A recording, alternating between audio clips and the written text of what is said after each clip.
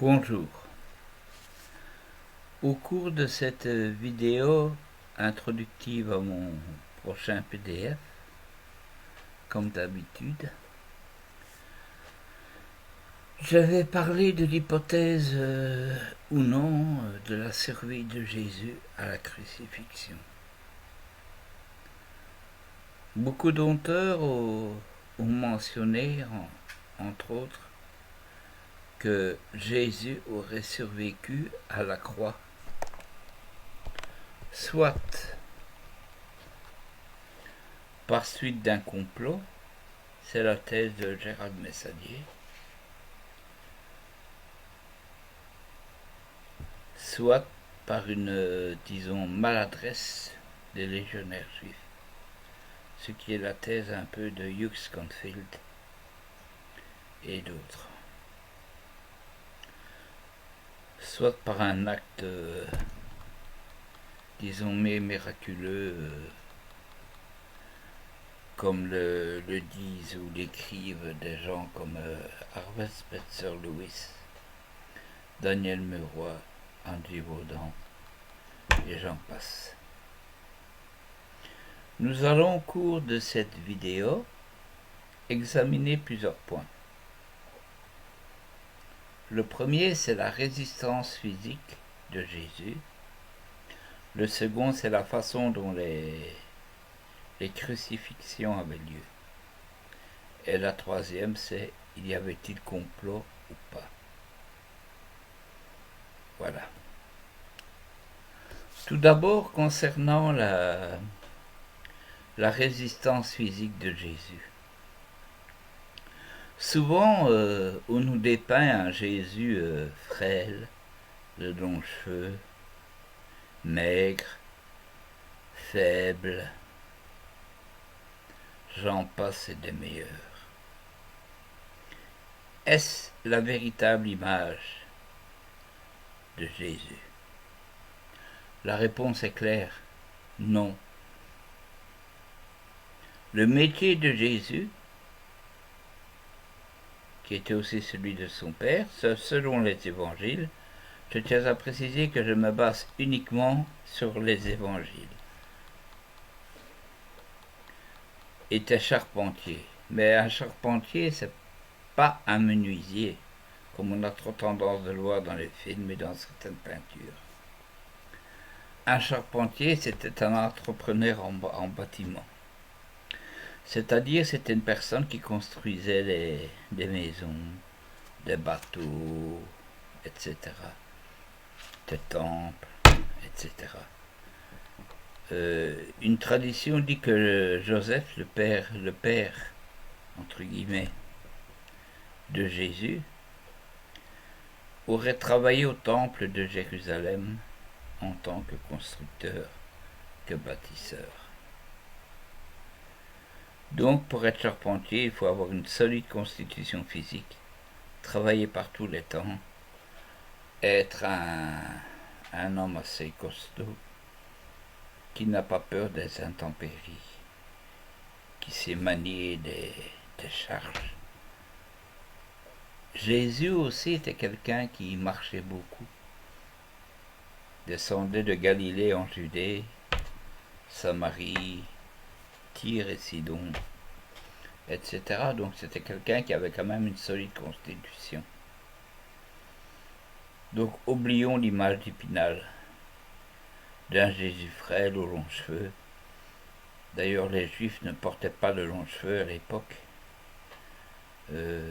Uniquement ceux qui faisaient don de vœux de Naziréa, c'est-à-dire qui se consacraient à Dieu pour une certaine période, ne consommant ni vin, ne pouvant toucher les cadavres, etc. Jésus buvait du vin, donc il ne pouvait pas être naziréen. Je ferme la parenthèse. Donc Jésus avait une constitution assez solide. On dirait chez nous qu'il était un baraqué. Voilà. Cheveux courts, hirsutes, un peu comme les moyen-orientaux de notre époque. Il était donc assez bien de sa forme. Voilà. Ensuite, n'oublions pas que son agonie a commencé à Gethsemane, lorsqu'il s'est rendu après le souper de Pessah, donc fameux mardi soir, et non un vendredi comme on l'entend, ou un jeudi. Et il aurait il aurait conduit ses disciples à Gethsemane comme il faisait à son habitude. Et là, il a commencé à avoir des gros stress, vais-je dire. Un gros stress en tout cas. Car du sang perlait de sa sueur.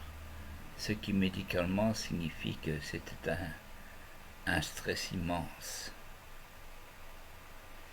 Donc il était presque déjà à ce moment-là, on va dire, à l'article de l'agonie. Ensuite, il a été emmené donc par les gardes du temple et la cohorte. Une cohorte, c'est à peu près 600 légionnaires romains.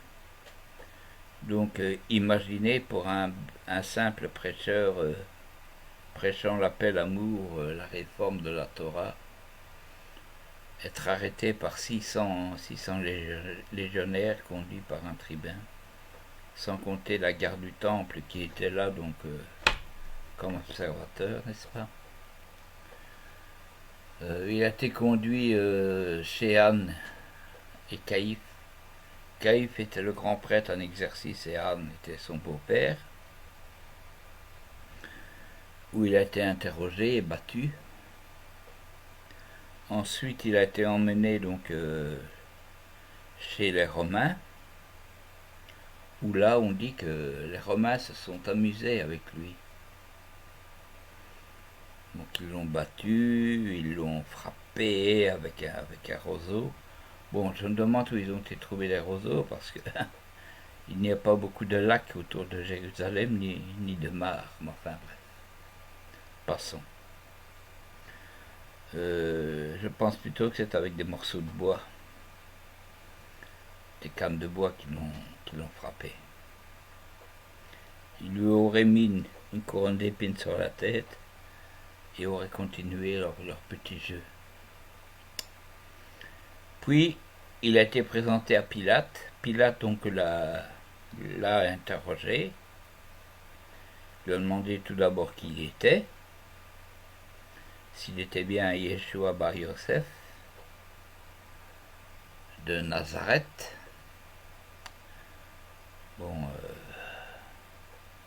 le fait étant établi, il a été donc présenté pour être jugé. Donc, il y avait la cour du Sanhédrin qui était là avec leurs serviteurs, et non pas une foule immense composée de dizaines ou de milliers de juifs, car c'était la préparation de Pessah, selon le rituel juif orthodoxe, et donc il n'y avait pas beaucoup de juifs ce matin-là qui se baladaient dans les rues, parce qu'ils étaient tous affairés à préparer Pessah, à se purifier et tout ça. Donc il s'agit plus vraisemblablement d'une cour de fidèles de Caïphe et de Anne, des serviteurs de Caïphe et de Anne, la garde lévite du temple. Donc on peut estimer à 100-200 personnes tout au plus. Pilate a fait flageller Jésus, ce qui signifie que la flagellation, c'était pas une petite partie de rigolade. Hein. Les flagras, comme je l'ai montré dans mon premier PDF, étaient composés donc de tiges de cuir sur lesquelles étaient cousus ou attachés des morceaux de métaux, des morceaux d'os, chauffés au fer blanc. Donc on déshabillait entièrement le condamné, on le liait sur un poteau, et contrairement aux juifs qui ne pouvaient pas faire plus de 39 coups de fouet. Les Romains le faisaient d'une façon illimitée. Seul l'exactor mortis, donc celui qui présidait à ces réjouissances, pouvait dire satis, ça suffit. Et donc, déjà épuisé par les coups, par la faim, par la soif, la fatigue aussi. Donc Jésus a été attaché sur ce poteau et les coups ont commencé. Donc je vous passe les détails. C'était des détails assez horribles, vais-je dire, que Mel Gibson a très bien retranscrit dans son film La Passion. Donc il a été frappé donc avec les flagras, frappé, encore frappé. Le flagras donc tombait sur la chair, resta attaché et en retirant ceux-ci, des morceaux de chair donc s'enlevaient également. Je ne vous cache pas que c'était assez horrible, assez horrible. Donc on estime qu'il y avait entre 60 et 70 coups qui étaient donnés, ce qui préparait donc le condamné à mort à une mort certaine. Souvent d'ailleurs les condamnés mouraient avant d'être crucifiés, pour vous dire la violence de ces actes. Ensuite, on prenait donc la poutre transversale le plus souvent, que l'on attachait donc sur le dos du condamné, on lui liait les mains, et avec cette poutre, donc il était transporté vers le lieu d'exécution. À Jérusalem, c'était le Golgotha, qui se trouvait non pas dans l'église du Saint-Sépulcre, non pas dans le calvaire de Gordon, comme on le dit, mais plutôt à l'extérieur donc de la forteresse Antonia, non loin donc de la porte des Lions, sur un monticule face au mont des Oliviers et à la vallée du Cédron. C'est là que se situait le véritable Golgotha. Bon, petit détail géographique sans trop d'importance. Ensuite, une fois arrivé là, le condamné donc était déshabillé entièrement. On le faisait monter donc sur le poteau, qui n'était pas très grand. Il faisait entre 1,80 m et 2 m de haut, pas plus. On installait donc le patibulum sur ce poteau. On lui clouait les poignets. On lui clouait les pieds de chaque côté du poteau. Souffrance inimaginable, vous le pensez bien. Certains étaient liés, mais la souffrance était aussi grande. Il y arrivait parfois qu'on fouettait encore le crucifié pendant quelques instants, et ensuite on attendait donc qu'il meure. Voilà comment se passait plus ou moins une crucifixion. J'ai mis des détails dans mon PDF, mon premier PDF sur la vie de Jésus, donc je vous invite à y retourner si vous voulez plus d'explications. Donc pensez que Jésus a pu survivre à ça, c'est, disons, comme je le dis souvent, fort de café, même si j'aime bien le café. Je pense plutôt que justement il a eu une rupture d'anévrisme, ou une crise cardiaque due à la douleur. Et il en est mort. Mais bien mort.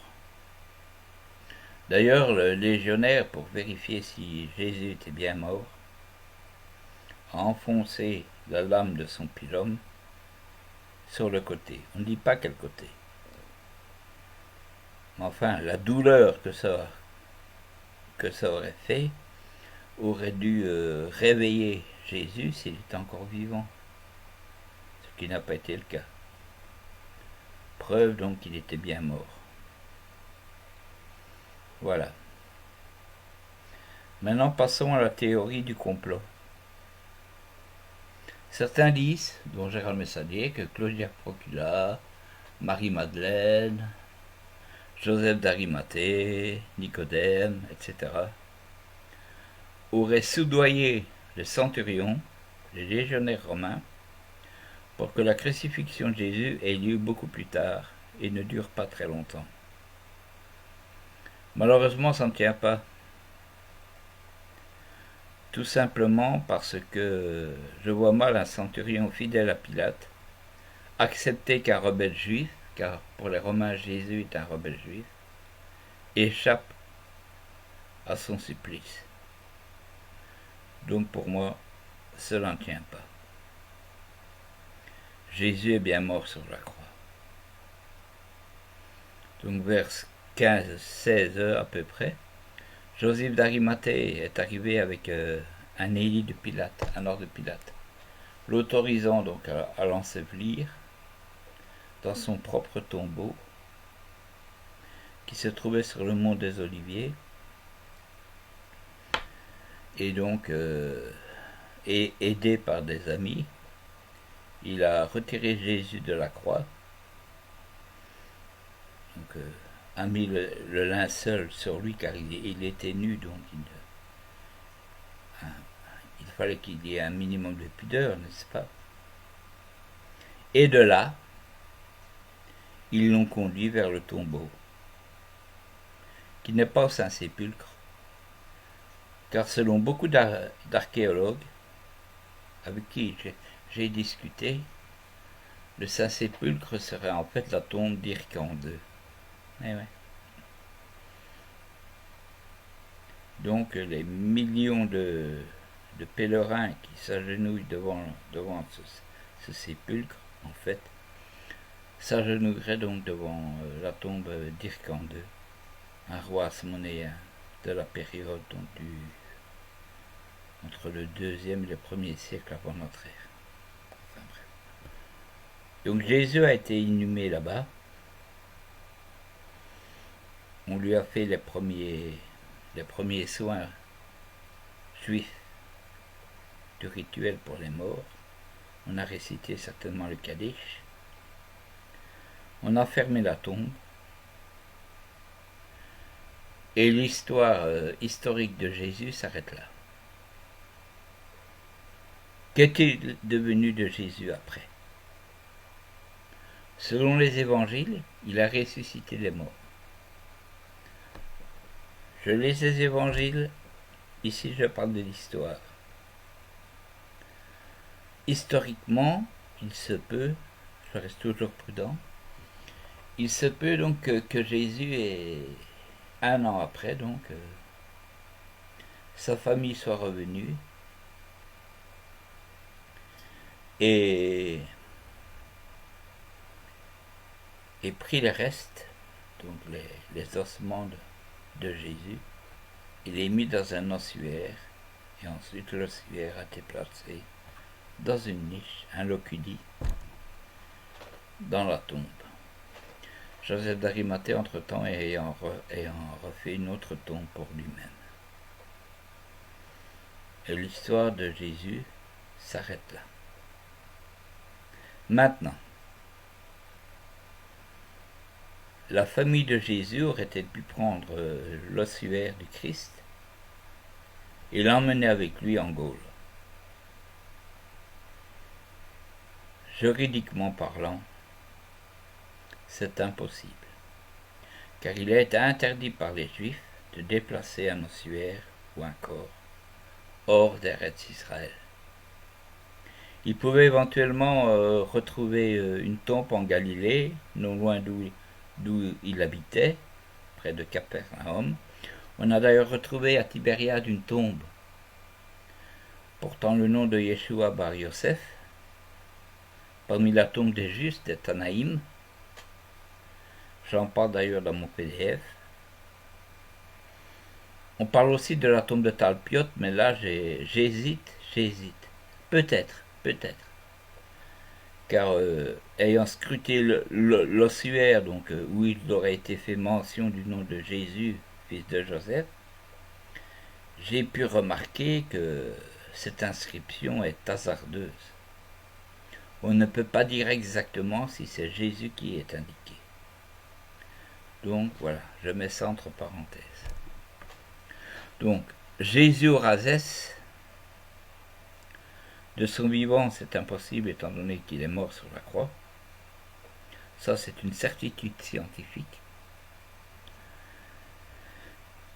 De sa mort, on aurait emporté son ossuaire dans le Razès.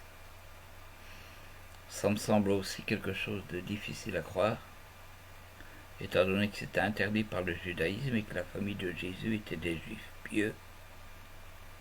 Donc je ne pense pas. Peut-être. Je laisse cela ouvert. Peut-être un jour retrouverons-nous un ossuaire. Bon, que ce soit l'ossuaire de Marie de Magdala, pourquoi pas. Ou d'autres membres de la famille de Jésus, pourquoi pas. Je suis ouvert à tout ça. Je ne suis pas quelqu'un de borné. Mais je pense aussi que Jésus est resté à Jérusalem. Je pense aussi que il y a un tombeau de la Vierge à Jérusalem, un tombeau de Marie, qui date de très loin, qui date du IIIe siècle. Donc il se peut très bien que Marie était enterrée aussi à Jérusalem. Mais on n'a pas trouvé d'ossuaire dans ce tombeau.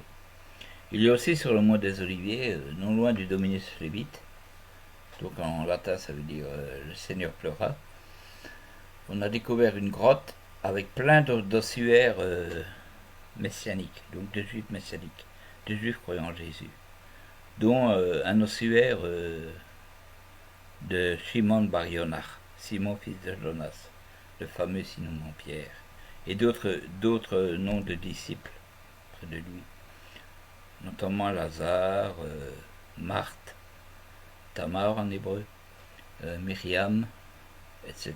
Yohanan aussi, etc. Donc voilà. Certains pensent que Jésus est enterré dans le Cardou, d'autres dans le Bugarach. Je ne le pense pas. Comme je l'ai dit, et redit, et redit. Pour moi, Jésus est mort et enterré à Jérusalem. Et son cadavre, son ossuaire, est resté là-bas ou à Tibériade ou à Capharnaüm, là où on a retrouvé donc une tombe où est fait mention le nom de Yeshua Bar Yosef, une tombe du 1er siècle, je précise. Le calvaire, la tombe du jardin ne peut pas être la tombe de Jésus, étant donné qu'elle date du 7e siècle avant notre ère. Il y a aussi une autre tombe un peu plus loin, dans un couvent donc de sœurs de Notre-Dame de Sion, qui date du 1er siècle aussi, mais bon, des tombes, il y en a beaucoup à Jérusalem. Jérusalem est une véritable nécropole, il suffit de la visiter pour s'en rendre compte. Donc voilà. Cher ami Ulpian, il faut revoir ta thèse.